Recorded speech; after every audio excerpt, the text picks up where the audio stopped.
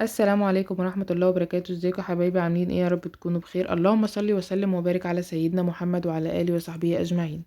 قبل ما نبدأ الفيديو ننزل نشترك في القناة ونفعل زر الجرس عشان يوصلكوا كل الفيديوهات الجديدة اللي بعملها، وكمان تكتبوا لي كومنتات كتير قوي حلوة وتحطوا لي اللايك اللي بيشجعني اني اعمل لكم فيديوهات. فيديو النهاردة هنعمل غدا سوا. غدا النهاردة يا جماعة هو أصعب أكلة، مش أصعب أكلة، هو الاكله اللي بتطلع مواعين كتير قوي ويعني عشان كده احنا بنفضل ان احنا نشتريها من بره. الاكله النهارده هتبقى الكشري المصري. الكشري المصري يا جماعه بيطلع مواعين كتير قوي، بس انا النهارده يعني انت هتشوف في الفيديو دي ان انا اصلا ما طلعتش مواعين وخلصت الاكله وما كانش فيه مواعين. اول حاجه كده عملتها، رحت جبت الطماطم وغسلتها كويس جدا، وبعدين حطيتها في الخلاط يعني علشان نضرب. مش عارفه التليفون هنا كان رايح فين. زي ما قلت لكم يا جماعه ان جبت الطماطم وغسلتها كويس جدا. بصوا يا جماعه انا اصلا ما كانش عندي مواعين، يعني هو بس يعني الكوبايه اللي فطرت بيها وفيها والطبق اللي اكلت بيسان فيه، يعني ما كانش عندي مواعين خالص. رحت هنا بقى يا جماعه جبت طلعت يعني الخلاط وعشان اضرب الطماطم، وضربتها كويس جدا جدا يعني. وهنا يا جماعه كنت مش عارفه رحت جبت ايه وجيت. هنا بقى كنت آه، ولعت على الحله وحطيت فيها شويه زيت. هي الاكله النهارده كلها بالزيت، مفيش حاجه بالسمنه خالص، يعني انتي وراحتك بقى. بس انا بحب اعمل الكشري المصري بالزيت لانه هو اصلا تقيل، يعني هو الكشري المصري اصلا لما بتاكليه بيبقى تقيل جدا. فجبت هنا في الحله شويه زيت وحطيت فيها توم. التوم ده يا جماعه الماما يعني مديهولي، بتديني بقى اللهم صل على سيدنا محمد. التوم يعني متفرز في الفريزر، كانت مدياني البرطمان ده. وحطيت قعدت اقلبه كده شويه، وبعدين حطيت عليه انا مش عارفه يا جماعه انا بنسى ليه. حطيت عليه الطماطم، يعني صفيت الطماطم وحطيتها عليه. هنا بقى كان يعني تكوم حبه مواعين، فقلت لا احنا مش هنسيب المواعين تتكوم كده، احنا لو سيبناها تتكوم هنلاقي في الاخر مواعين كتير جدا. فاول باول كنت بولع على حاجه واجي اغسل المواعين على طول. هنا بقى غسلت المواعين كلها اهو زي ما انتم شايفين. قلت بلاش يعني حاجه تتكوم احسن عشان ما تضايقش في الاخر. غسلت الخلاط وغسلت الطبق اللي كنت بغسل فيه الطماطم والمصافي اللي كنت بصفي فيها. يعني هي برضو مواعين مش كتير، بس لما تتكون في الحوض مواعين على مواعين هتلاقيها كتير جدا في الاخر. وعشان كده يا جماعه انتوا بتزهقوا من عمايل الكشري بسبب المواعين دي. بس يا جماعه فغسلتهم المواعين كلها، ودلوقتي رحت اجيب ال العدس. العدس بتاع الكشري يعني اللي هو بيبقى اسمر ده، وغسلته برضو كويس جدا. ودلوقتي هنولع عليه. والله يا جماعه هي الاكله سهله جدا، بس هي بان لكم ان هي صعبه عشان بس فيها حلل كتير ومواعين كتير وحاجات كتير بتعملوها على بعض، فهي بتبان ان هي صعبه، لكن هي مش صعبه خالص. يعني انا بيبقى امن ليا ان اكله في البيت بجد. دلوقتي رحت اهو على لا على العدس، وجبت كمان رحت كمان يعني مليت حله تانية عشان نسلق فيها المكرونه.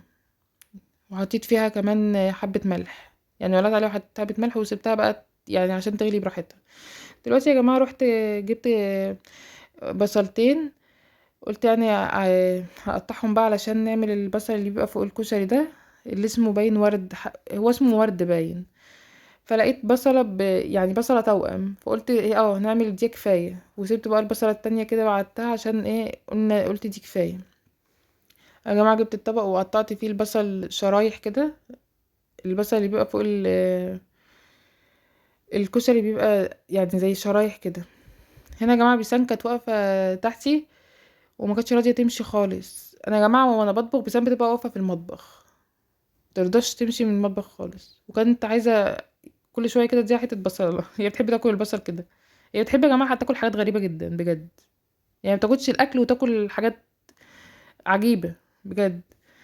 اه بصوا كنت كل شويه اديها بصلايه لانها ما كانتش راضيه تسكت. فقطعته اهو زي ما انتم شايفين، ولقيت ان هو قليل، يعني احنا بنحب البصل كتير على الكشري. فجبت البصلايه التانية اللي كنت مطلعاها وقطعتها هي كمان. قلت عشان يبقى كتير يعني ويكفي، لان احنا بنحبه زي ما قلت لكم كتير كتير قوي على الكشري. هو يا جماعه كنت هنا بقطعه اهوت. يا جماعه هي الاكله ما خدتش وقت خالص، بس انا اليوم ده كنت طبخه متاخر، او زي ما شايفين الصلصه ابتدت تتسبك يعني.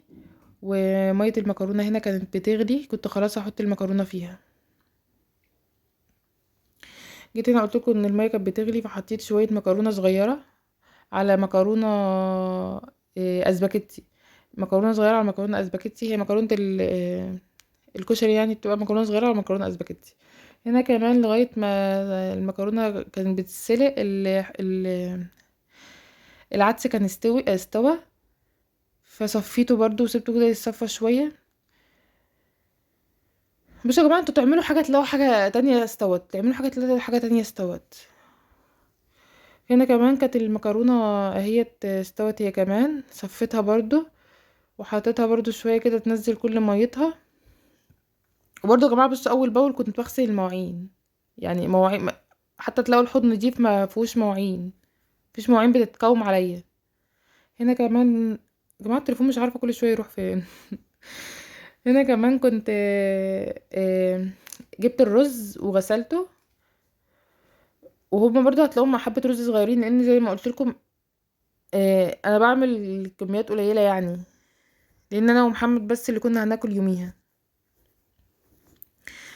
وكنا كمان بالليل، يعني الاكل مش هيقعد لغايه بالليل، لا احنا كنا اصلا هنا. انا كنت بطبخ زي ما قلت لكم ان انا متاخر جدا جدا، لان النور كمان بيجي عندنا الساعه يجي 5. وكمان انا ومحمد رحنا مشوار يوميها فجينا متاخر، فبدات في الاكل متاخر. احنا يوميها واكلين مثلا على الساعه 10، متغدين الساعه 10. فعملت حبه صغيرين عشان كمان ما يبقاش تقيل علينا بالليل. وكمان يا جماعه انا ما عملتش هنا الدقه اللي بتبقى بتاع الكشري، انا بحبها لكن محمد ما بيحبهاش، يعني انا لما بعملها انا بس اللي باكل منها. ولا عملت شطه، لاني زي ما قلت لكم ان احنا كنا بالليل، فقلت الحاجات دي هتبقى تقيله قوي بالليل. هنا بقى يا جماعه كنت بعمل رز بشعريه، حطيت برضو حبه زيت.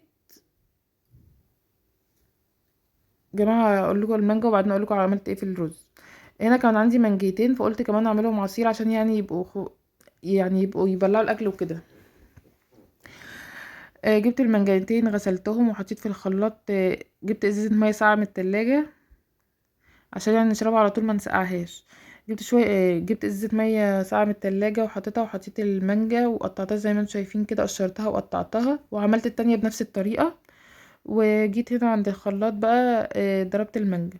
اه جماعة الرز زي ما قلت لكم انا حطيت شوية بعد ما جماعة ضربت المانجا افتكرت ان انا ما حطيتش سكر، فحطيت السكر وضربتها. جيت على الرز بقى عملت شوية زيت وحطيت الشعرية يعني قعدت اشوح فيها كده شوية، وبعدين حطيت الرز بعد ما غسلت الرز طبعا معاكم حطيته، وقعدت اقلب فيه شوية وحطيت ملح وبعدين حطيت المية بس. هنا بقى يا جماعة كنت خلصت كل الاكل خلاص، ومفيش مواعين زي ما قلت لكم، ومفيش كمان مواعين بتتصفى، وكمان غسلت البوتاجاز.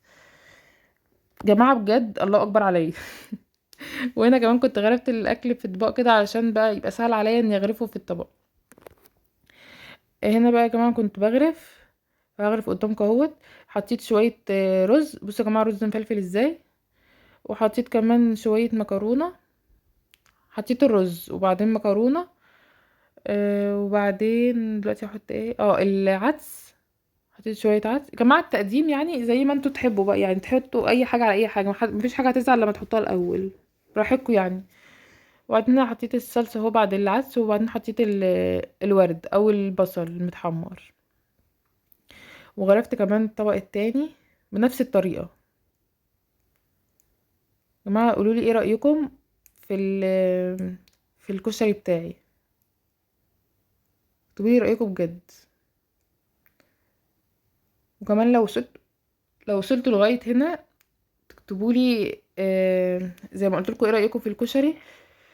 وكمان تنزلوا تصلوا على النبي في الكومنتات وتحطولي لايك،